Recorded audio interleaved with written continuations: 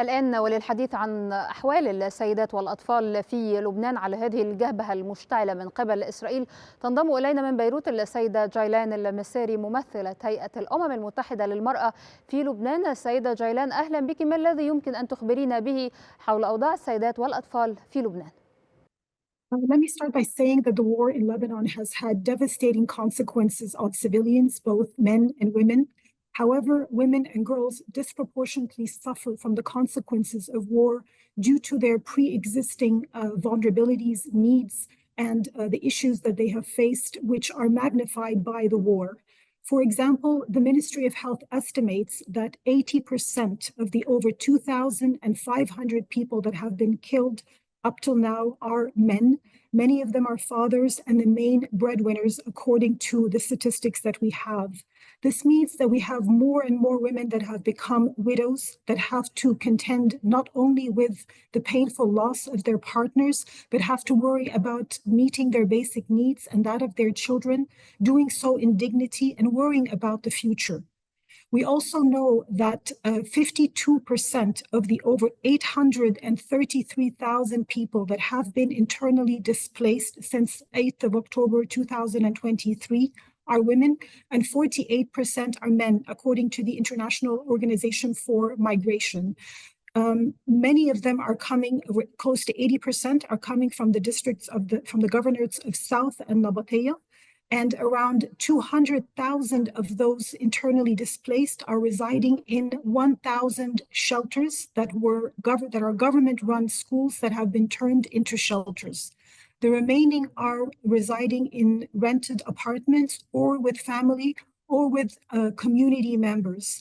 Now, the sense of solidarity among Lebanese has been incredible, but there's concerns about the sustainability because Lebanon is itself also still dealing with the impact of the financial crisis. And the situation within the shelters is also that of overcrowding. Many of the shelters are at or near capacity, which presents problems related to privacy and concerns around space and overcrowding. As I said, many of those shelters are actually schools that have been converted into shelters. So they don't have, for example, laundry. We see from many of the women that I spoke with, they asked about having a washing machine because they have to do the laundry by hand for themselves and their family members. They have to do the disinfecting of the classrooms, for example. They have to worry about their children's health, making sure that they don't catch any bacterial infections or any viral infections. These are all the concerns that women are facing.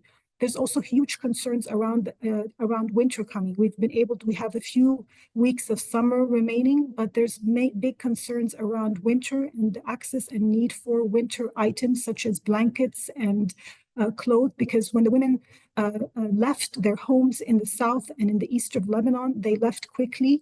And they didn't have time to pack, so they do not have winter items. So many of them have asked for winter items. There's also a huge need, especially for the shelters that are in the mountains, for fuel in order to provide for heating for those shelters. Women have also expressed concerns around the trauma, and they've requested support when it comes to mental health and psychosocial support.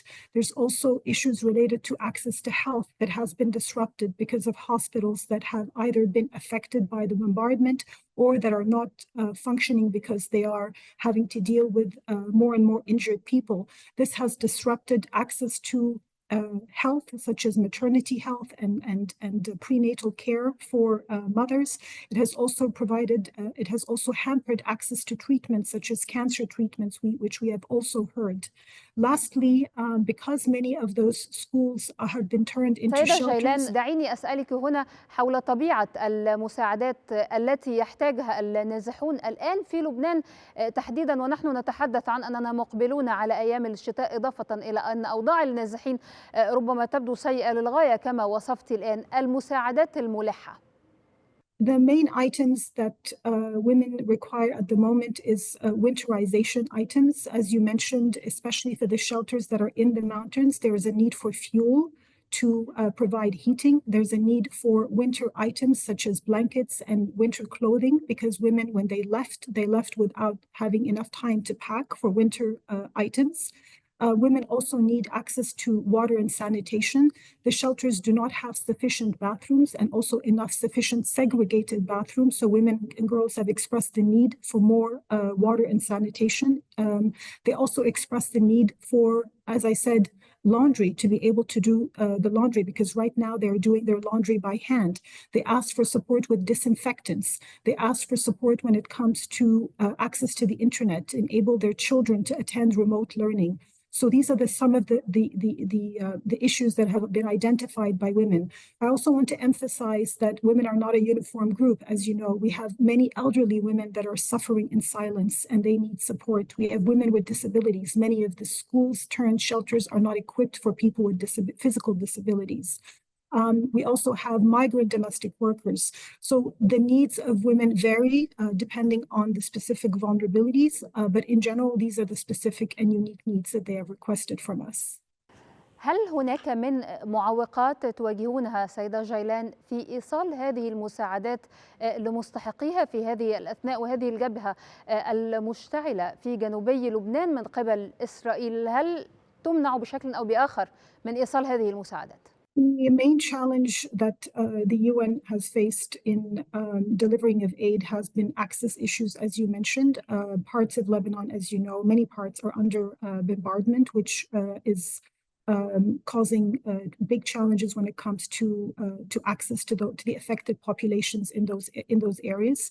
So what women have been requesting of us and of the international community is a cessation of hostilities, is a sustainable ceasefire, and it's a return to a diplomatic path so that aid can be delivered to those that are in need. Also, the shelters, as I mentioned earlier, they've requested additional shelters because there is a lot of people do not have either access to shelters or places to reside in. So we see people that are in the streets that also need urgent support.